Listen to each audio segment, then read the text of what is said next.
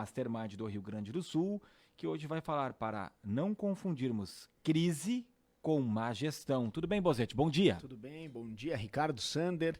Hoje vamos falar um pouquinho sobre gestão. Bom dia, Marcelo Cardoso, prazer. Eu sou fã da narração de vários narradores daqui, mas do Marcelo Cardoso, ultimamente eu tenho acompanhado com mais carinho, porque normalmente a gente vai para... Eu tenho um compromisso nas segundas-feiras pela manhã em Turvo, Santa Catarina. Olha só. E aí a minha companhia de estrada é a Rádio Independente, ou pelo YouTube ou pela sintonia da rádio.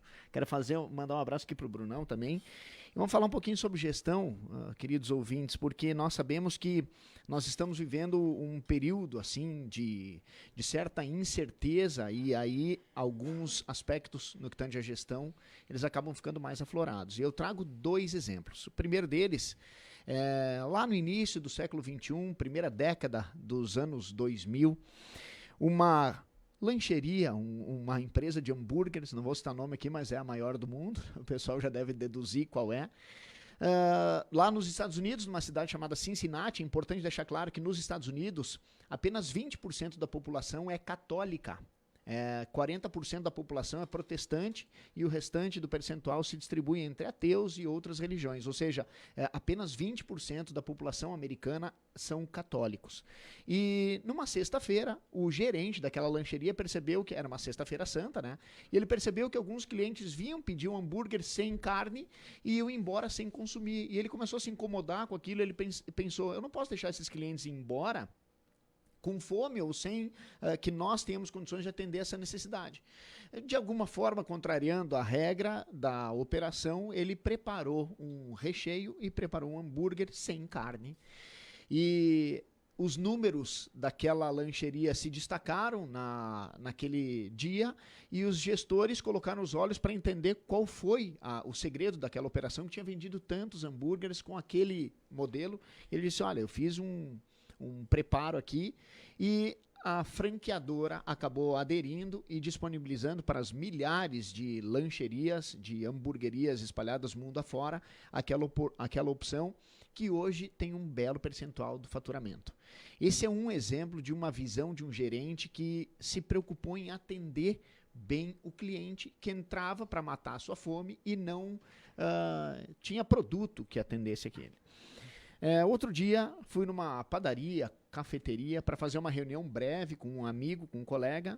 Nós entramos na padaria, apertamos naquele botão que tem no cantinho da mesa para solicitar o atendimento. Escutamos o retorno, o barulho do pedido.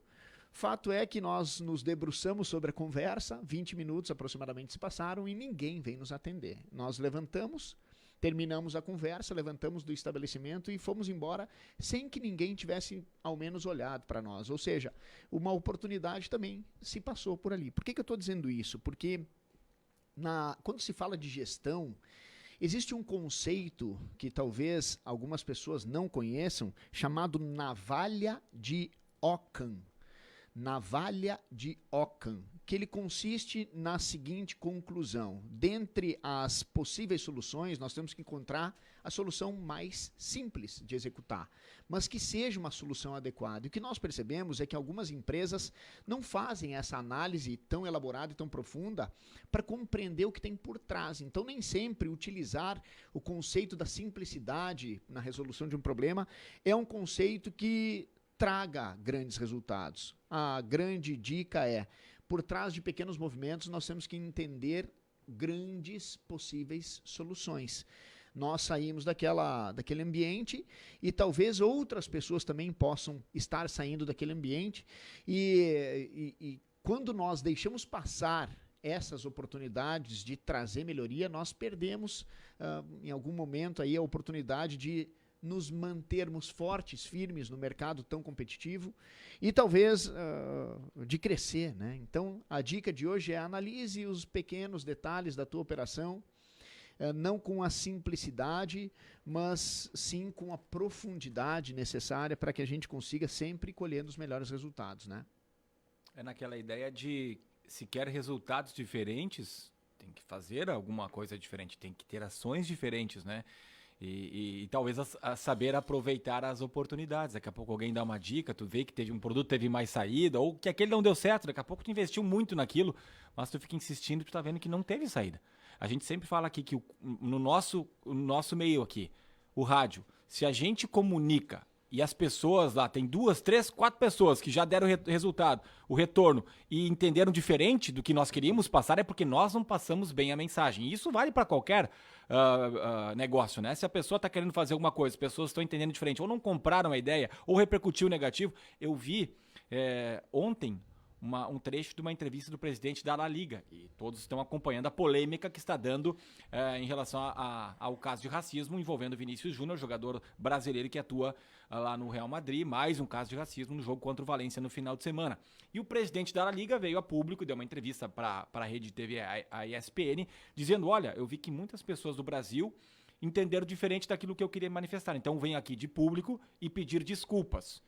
Se é verdade, se não é verdade, se ele se expressou mal ou se ele queria dizer isso mesmo, porque tem vários casos ali sendo analisados, e não é de hoje essa polêmica envolvendo o presidente da La Liga e o Vinícius Júnior e o racismo, é outra história, mas é isso, é a mensagem como ela chega ou o produto que você está oferecendo, o serviço que você está oferecendo e o resultado dele, né? Perfeito. Tem duas coisas importantes aqui, Ricardo, em consideração a isso. Primeiro, o mercado muda constante e continuamente. Ficar parado nesse cenário que está em constante movimento literalmente não é uma boa decisão. Haja visto o movimento que a Rádio Independente fez há 3 anos atrás, por exemplo, adequando, modernizando, dando mais dinamismo para toda a sua programação. Esse é um ponto, então nós precisamos acompanhar os movimentos. O segundo, se nós vamos fazer alguma coisa diferente, nós corremos o risco de acertar e de errar. Então o que nós temos que fazer? Nós temos que minimizar todas as possibilidades de erro, mas as pessoas que têm medo de errar nunca vão se lançar para fazer algo novo. Então, se por acaso anteciparmos os movimentos, minimizarmos a chance de erro, mas ainda assim o erro acontecer, compromisso deve ser com o acerto. Jamais ficar chorando leite derramado. Vamos, bola para frente. Vira a página. Considera o prejuízo como uma forma de investimento, corrige a rota e bora acertar, né? E o mercado exige, o mercado reconhece as pessoas que tentam, que ousam e que às vezes podem até cometer alguma falha, mas que quando percebem a falha, reconhecem rápida e enfaticamente e já corrigem a rota para acertar no futuro.